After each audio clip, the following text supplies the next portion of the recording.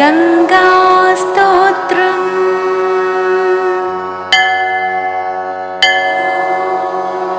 देवि सुरेश्वरि भगवति गङ्गे त्रिभुवनतारिणि तरलतरङ्गे शङ्करमौळि विहारिणि विमले मम मतिरास्तां तव पदकमले भागीरथि सुखदायिनि मात स्तव जलमहिमा निगमे ख्यातः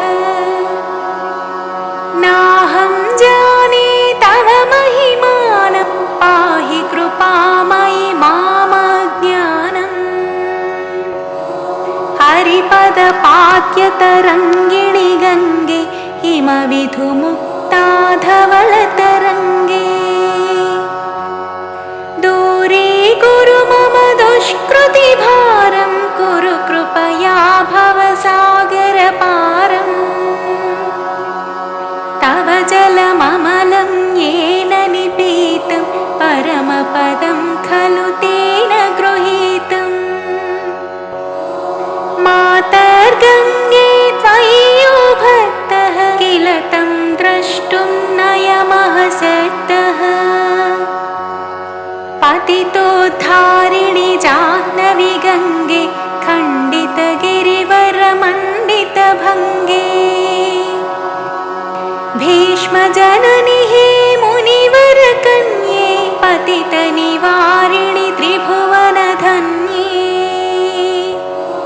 कल्पलतामिव फलदां लोके प्रणमति यस्त्वां न पतति शोके पारावारविहारिणि गङ्गे विमुखयुवति कृततरलापाङ्गे तव चेन्मातः स्रोतस्नातः पुनरपि जठरे सोऽपि न जातः नरकनिवारिणि जाह्नवी गङ्गे कलुषविनाशिनि महिमोत्तुङ्गे पुनरसदङ्गे पुण्यतरङ्गे जय जय जाह्नवी करुणापाङ्गे इन्द्रमुकुटमणिराजितचरणे सुखदे शुभदे भृत्यशरण्ये रोगं शोकं तापं पापं हर मे भगवति कुमतिकलापम् त्रिभुवनसारे वसुधाहारे त्वमसि गतिर्मम खलु संसारे अलकानन्दे परमानन्दे कुरु करुणामयि कातरवन्द्ये तव तटनिकटे यस्य निवासः खलु वैकुण्ठे तस्य निवासः वरमिह नीरे कमठो मीनः किं वा तीरे शरटक्षीणः अथवा स्वपचो मलिनो दीन स्तवन हि दूरे नृपतिकुलीनः भो भुवनेश्वरि पुण्ये धन्ये देवि द्रवमयी मुनिवरकन्ये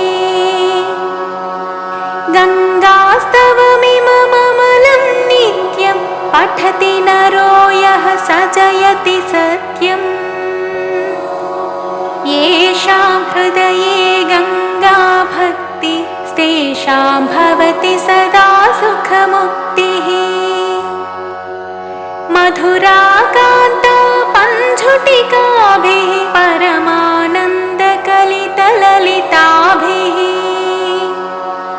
गङ्गास्तोत्रमिदं भवसारं वाञ्छितफलदं विमलं सारम्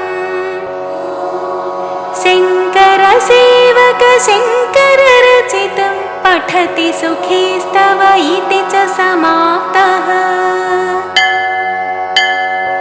इति श्रीमच्छङ्कराचार्यकृतं श्रीगङ्गास्तोत्रम्।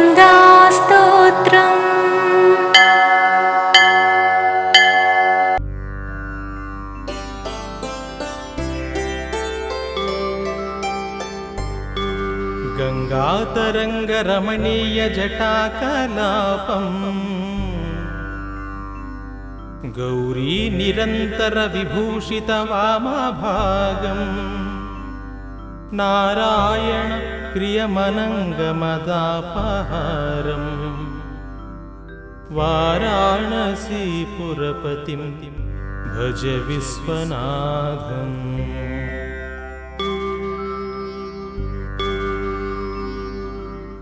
वाचामगोचरमनेकगुणस्वरूपम् वागीशविष्णुसुरसेवितपादपीठम् वामेन विग्रहवरेण कलत्रवन्तम् वाराणसीपुरपतिं भज विश्वनाथम्।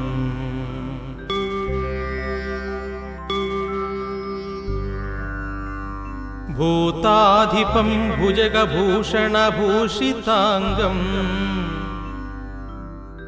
व्याघ्राजिनाम्बरधरं जटिलं त्रिनेत्रम् पाशाङ्कुशाभयवरप्रदशूलपाणिम् वाराणसीपुरपतिं भज विश्वनाथम्।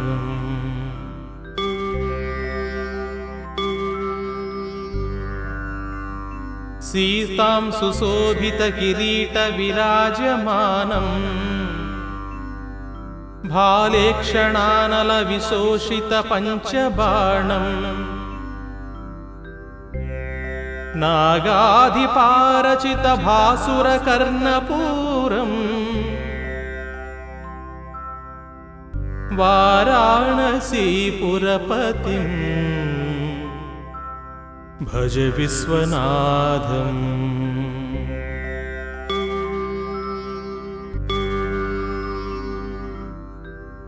पञ्चाननं दुरितमत्तमतङ्गजानां नागान्तकं दनुजपुङ्गवपन्नगानां दावानलं मरणशोकजराटवीनम् वाराणसीपुरपतिं भज विश्वनाथम्।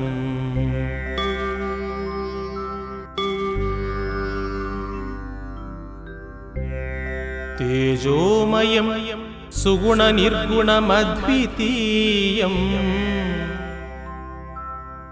आनन्दकन्दमपराजितमप्रमेयम् नागात्मकं सकलनिष्कळमात्मरूपम् वाराणसीपुरपतिं भज विश्वनाथम्।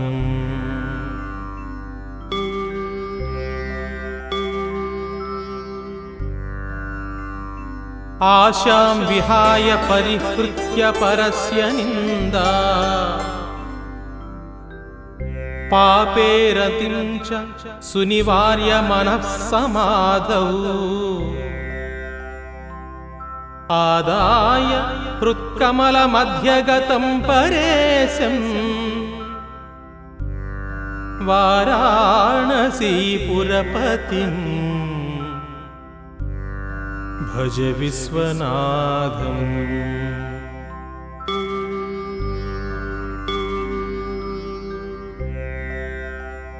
रागादिदोषरहितं स्वजनानुरागम् वैराग्यशान्तिनिलयं गिरिजासहायम् माधुर्यधैर्यसुभगं गरलाभिरामौ वाराणसीपुरपतिं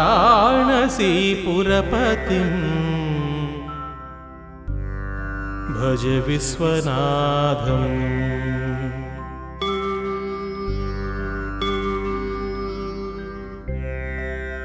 वाराणसीपुरपतेस्तवनं शिवस्य व्याख्यातमष्टकमिदं पठते मनुष्यः विद्यां श्रियं विपुलसौख्यमनन्तकीर्तिम् सम्प्राप्य देहविलये लभते च मोक्षम्।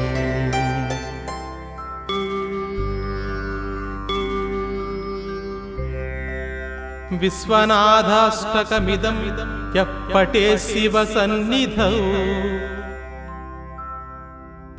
शिवलोकमवाप्नोति शिवेन सह मोदते।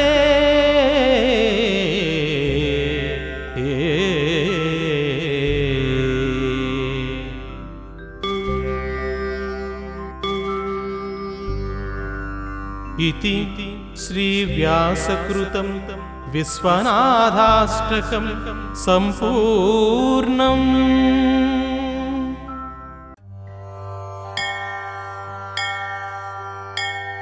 ऋषय ऊचुः कथं सङ्कल्पसिद्धिः स्यात् वेदव्यासकलौ युगे धर्मार्थकाममोक्षाणां साधनं किमुदाहृतम्। व्यास उवाच शृण्वन्तो ऋषयः सर्वे शीघ्रं सङ्कल्पसाधनं सकृदुच्चारमात्रेण भोगमोक्षप्रदायकम्। गौरीशृङ्गे हिमवतः कल्पवृक्षोपशोभितम् दीप्ते दिव्यमहारत्न हेममण्डपमध्यगम् रत्नसिंहासनासीनं प्रसन्नं परमेश्वरम् मन्दस्मितमुखाम्भोजं शङ्करं प्राह पार्वती। श्रीदेव्युवाच देवदेव महादेव लोकशङ्कर शङ्कर मन्त्रजालानि सर्वाणि यन्त्रजालानि कृत्स्नसः तन्त्रजालान्यनेकानि मया तत्त्वश्रुतानि वै इदानीं द्रष्टुमिच्छामि विशेषेण महीतलम्। इत्युद्दीरितमाकर्ण्य पार्वत्या परमेश्वरः करेणामृज्य सन्तोषात् पार्वतीं प्रत्यभाषत। मयेदानीं त्वया सार्धं वृषमारोह्य गम्यते इत्युक्त्वा वृषमारोह्य पार्वत्या सह शङ्करः ययौ भूमण्डलं द्रष्टुं गौर्याश्चित्राणि दर्शयन् क्वचिद्विन्ध्याचलप्रान्ते महारण्ये सुदुर्गमे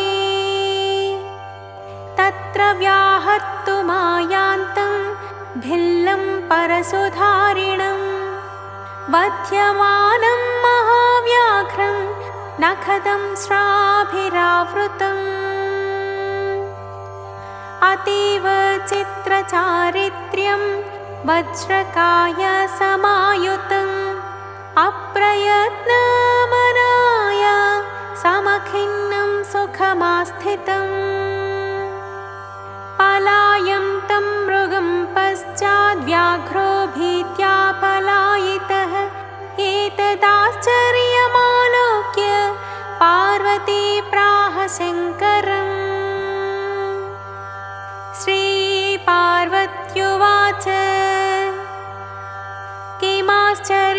किमाश्चर्यम् अग्रे शम्भो निरीक्ष्यताम् इत्युक्तः सततः शम्भो दृष्ट्या प्राह पुराणवित्। श्रीशङ्कर उवाच गौरी वक्ष्यामि ते चित्रम् मानसगोचरम् अदृष्टपूर्वमस्माभिर्नास्ति किञ्चिन्न कुत्रचित् मया सम्यक् समासेन वक्ष्यते शृणु पार्वती अयं दूरश्रवाणामाभिल्लः परमधार्मिकः समित्कुशप्रसूनानि कन्दमूलफलादिकं प्रत्यहं विपिनं गत्वा समादाय प्रयासतः प्रिये पूर्वं मुनीन्द्रेभ्यः प्रयच्छति न वाञ्छति तेऽपि तस्मिन्नपि दयां कुर्वते सर्वमौनिनः दलादनो महायोगी वसन्नेव निजाश्रमे कदाचिदस्मरत् सिद्धं दत्तात्रेयं दिगम्बरम् दत्तात्रेयस्मतृगामी चेतिहासं परीक्षितुं तत्क्षणात् सोऽपि योगीन्द्रो दत्तात्रेयसमुत्थितः तं दृष्ट्वाश्चर्यतोषाभ्यां दलादनमहामुनिः सम्पूज्याग्रे निषेदं तं दत्तात्रेयमुवाच तम् मयोपहूतः सम्प्राप्तो दत्तात्रेयमहामुने स्मतृगामी त्वमित्येतत् किं वदन्तीं परीक्षितुम् मयाद्य संस्मृतोऽसि त्वमपराधं क्षमस्व मे दत्तात्रेयो मुनिं प्राह मम प्रकृतिरेतृषी अभक्त्या वा सुभक्त्या वा यस्मरेन्नामनन्यधेः तदानीं तमुपागम्य ददामि तदभीप्सितम्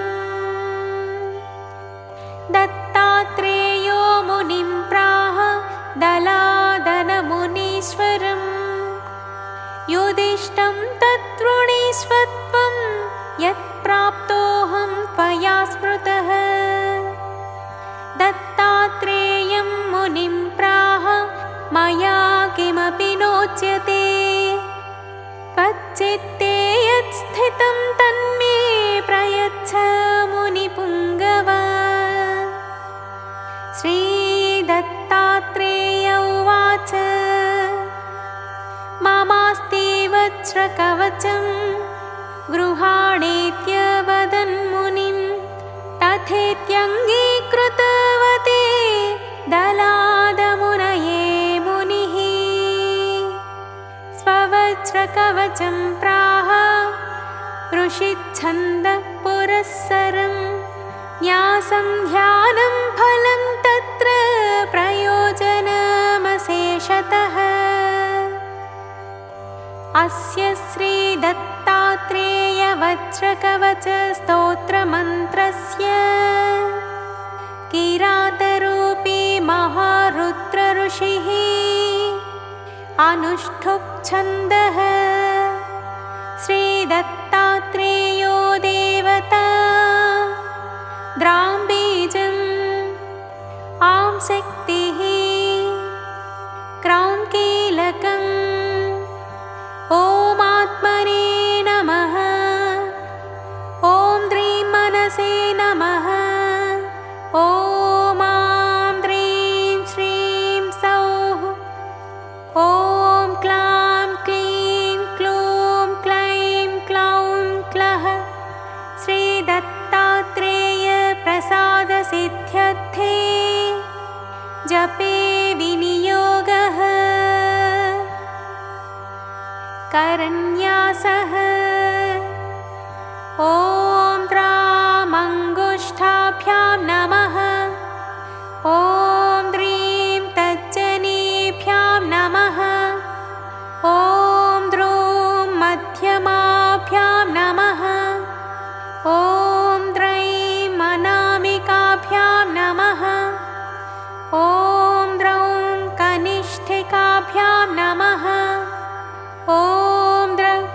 करतलकरपृष्ठाभ्यां नमः। हृदयादिन्यासः। ॐ द्रां हृदयाय नमः। ॐ द्रीं शिरसे स्वाहा। ॐ द्रूं शिखायै वषट्। ॐ द्रैं कवचाय हुम्। ॐ द्रौं नेत्रत्रयाय वौषट्। ॐ द्रः अस्त्राय फट्। ॐ भूर्भुवः सुवरोमिति दिग्बन्धः। ध्यानम्। जगदङ्कुरकन्दाय सच्चिदानन्दमूर्तये दत्तात्रेयाय योगीन्द्राचन्द्राय परमात्मने।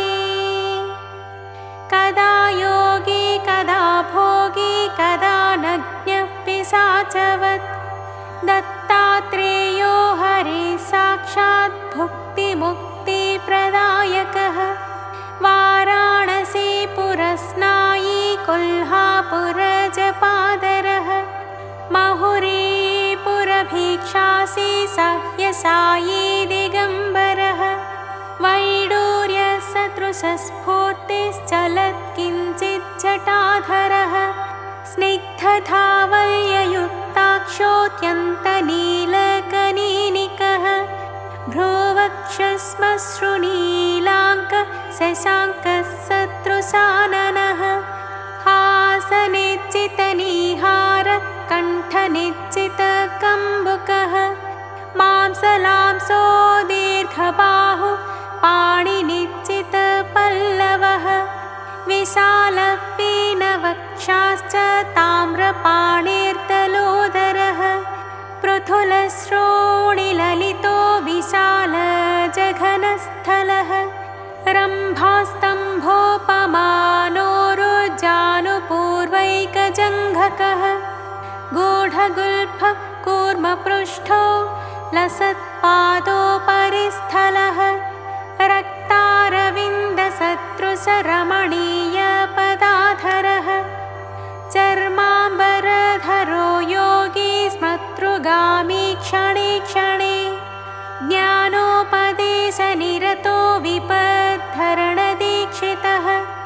सिद्धासनसमासीन ऋजुकायो हसन्मुखः। वामहस्तेन वरदो दक्षिणेनाभयङ्करः। बालोन्मत्तपिशाचेभिः क्वचिद्युक्तः परीक्षितः। त्यागी भोगी महायोगी नित्यानन्दो निरञ्जनः। सर्वरूपी सर्वदाता सर्वगः सर्वकामदः। भस्मोद्धूलितसर्वाङ्गो महापातकनाशनः। भुक्तिप्रदो मुक्तिदाता जीवन्मुक्तो न संशयः। एवं ध्यात्वानन्यचित्तो मद्वज्रकवचं पठेत्। मामेव पश्यन् सर्वत्र समयासः सञ्चरेत्। दिगम्बरं भस्मसुगन्धलेपनं चक्रं त्रिशूलं डमरुं गदायुधं। पद्मासनं योगिमुनीन्द्रवन्दितं दत्तेति नामस्मरणेन नित्यम्। अथ वज्रकवचम्। दत्तात्रेयशिरः पातु सहस्राब्जेषु संस्थितः। भालं पात्वानसूयेयश्चन्द्रमण्डलमध्यगः। कोचं मनोमयः पातु हंसं द्विदलपद्मभोः। ज्योतिरूपोक्षिणी पातु पातु शब्दात्मकश्रुति। नासिकां पातु गन्धात्मा मुखं पातु रसात्मकः। जिह्वां वेदात्मकः पातु दन्तोष्ठौ पातु धार्मिकः। कपोलावत्रिभुः पातु पात्वशेषं ममात्मवित्।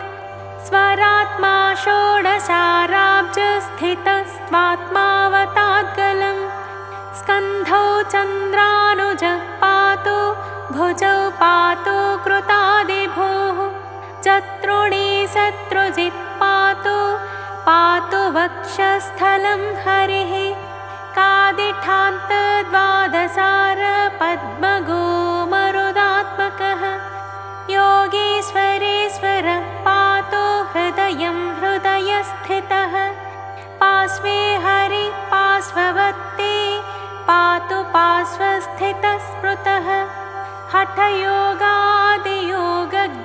कुक्षिं पातु कृपानिधिः डकारादि फकारान्त दशारसरसीरुहे नाभिस्थले वर्तमानो नाभिमज्ञात्मकोऽवतु वह्नितत्त्वमयो योगी रक्षतान्मणिपूरकम् कटिं कटिस्थ ब्रह्माण्ड वासुदेवात्मकोऽवतु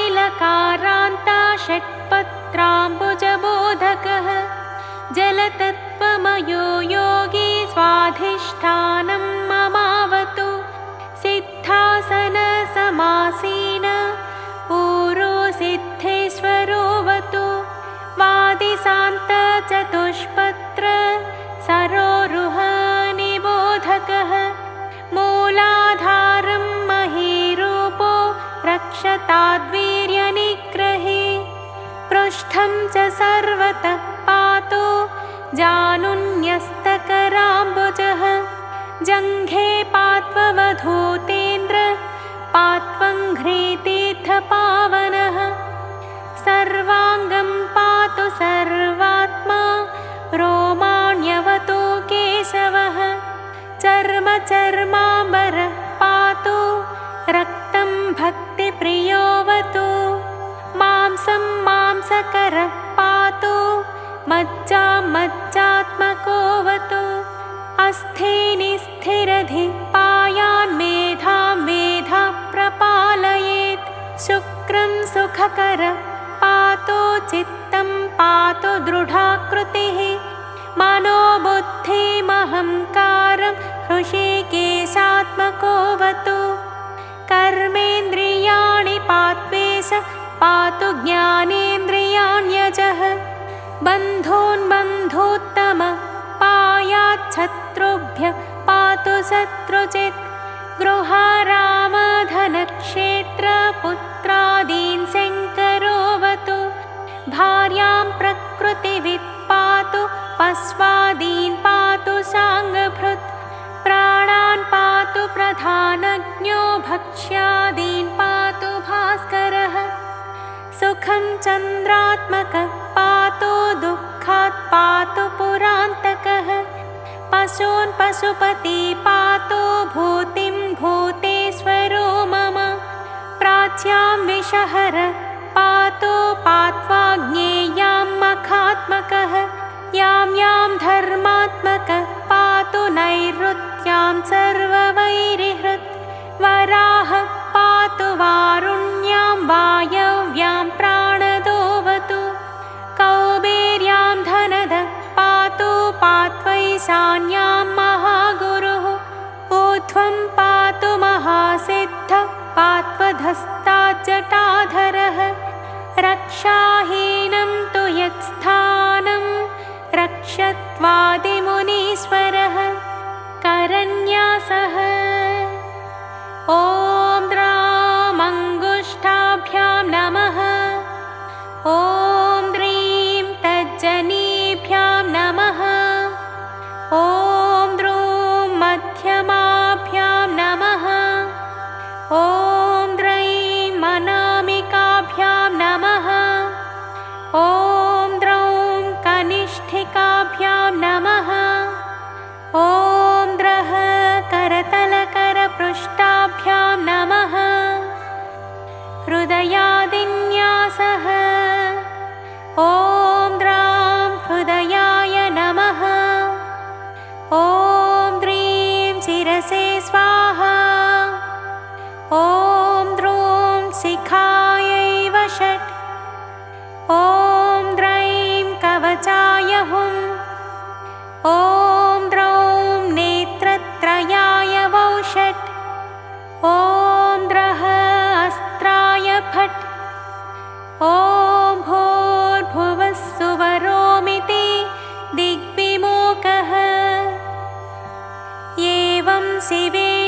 प्रथितं हिमवत्सुतायै प्रोक्तं दलादमुनये त्रिसुतेन पूर्वम् यः कोऽपि वज्रकवचं पठति लोके दत्तोपमश्चरति योगिवरश्चिरायुः। इति श्रीरुद्रयामले हिमवत्खण्डे उमामहेश्वरसंवादे श्रीदत्तात्रेयवज्रकवचस्तोत्रम्।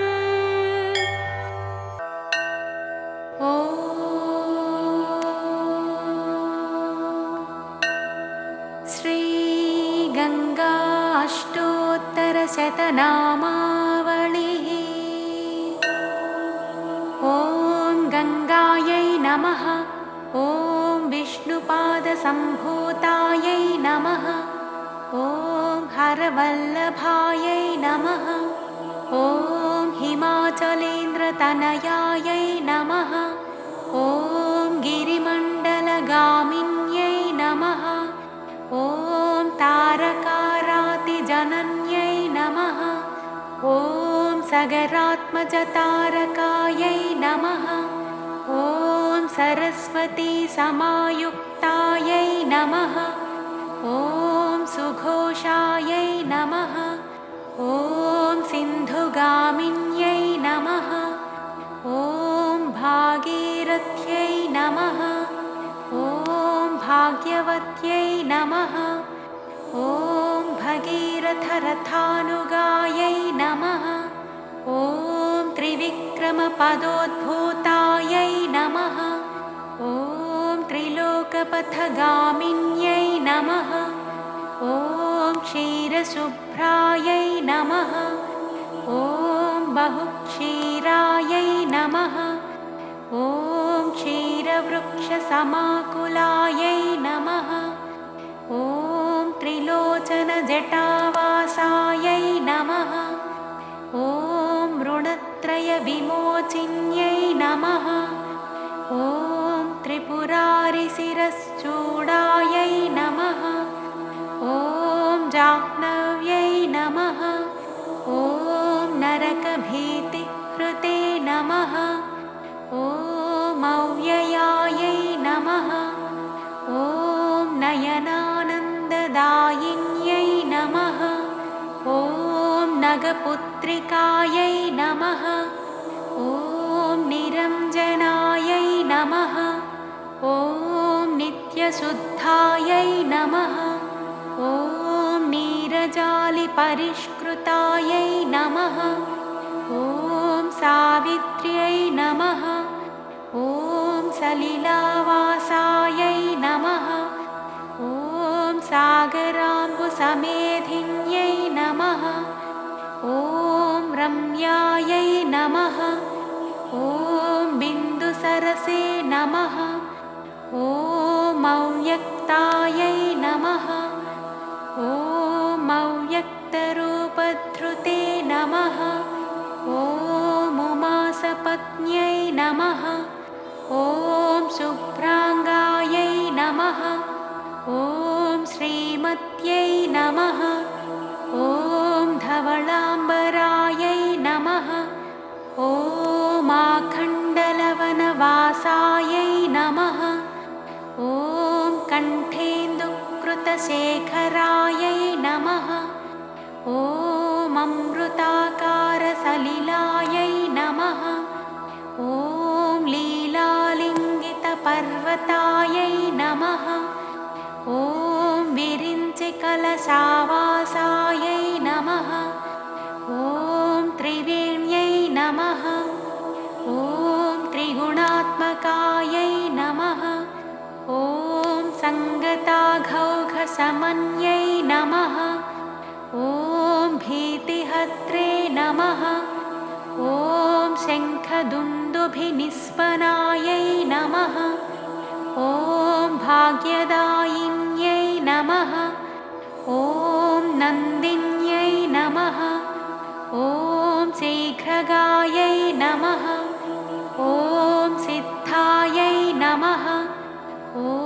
शरण्यै नमः। ॐ शशिशेखरायै नमः। ॐ शाङ्कर्यै नमः। ॐ सफरीपूर्णायै नमः। ॐ भर्गमोद्धकृतालयायै नमः। ॐ भवप्रियायै नमः। ॐ सत्यसन्धप्रियायै नमः। ॐ हंसस्वरूपिण्यै नमः। ॐ भगीरथभृतायै नमः। ॐ अनन्तायै नमः। ॐ शरच्चन्द्रनिभाननायै नमः। ॐ ओङ्काररूपिण्यै नमः। ॐ अनलायै नमः। ॐ क्रीडाकल्लोलकारिण्यै नमः। ॐ स्वर्गसोपानशरण्यै नमः। ॐ सर्वदेवस्वरूपिण्यै नमः। ॐ अम्बप्रदायै नमः। ॐ दुःखहन्त्र्यै नमः। ॐ शान्तिसन्तानकारिण्यै नमः। ॐ दारिद्र्यहन्त्र्यै नमः। ॐ शिवदायै नमः। ॐ संसारविषनाशिन्यै नमः। ॐ प्रयागनिलयायै नमः। ॐ श्रीदायै नमः। ॐ तापत्रयविमोचिन्यै नमः। ॐ शरणागतदीनार्तपरित्राणायै नमः। ॐ सुमुक्तिदायै नमः। ॐ पापहन्त्र्यै नमः। ॐ पापनाङ्गायै नमः। ॐ परब्रह्मस्वरूपिण्यै नमः। ॐ पूर्णायै नमः। ॐ पुरातनायै नमः। ॐ पुण्यायै नमः। ॐ पुण्यदायै नमः। ॐ पुण्यवाहिन्यै नमः। ॐ पुलोमजाचितायै नमः। ॐ भूदायै नमः। ॐ पूतत्रिभुवनायै नमः। ॐ जयायै नमः। ॐ जङ्गमायै नमः। ॐ जङ्गमाधारायै नमः। ॐ जलरूपायै नमः। ॐ जगद्धात्र्यै नमः। ॐ जगद्भूतायै नमः। ॐ जनाचितायै नमः। ॐ जह्नुपुत्र्यै नमः। ॐ जगन्मात्रे नमः। ॐ जम्बूद्वीपविहारिण्यै नमः। ॐ भवपत्न्यै नमः। ॐ भीष्ममात्रे नमः। ॐ सिक्तायै नमः। ॐ रम्यरूपधृते नमः। ॐ उमासहोदर्यै नमः। ॐ अज्ञानतिमिरापहृते नमः। इति श्रीगङ्गाष्टोत्तरशतनामावलिः।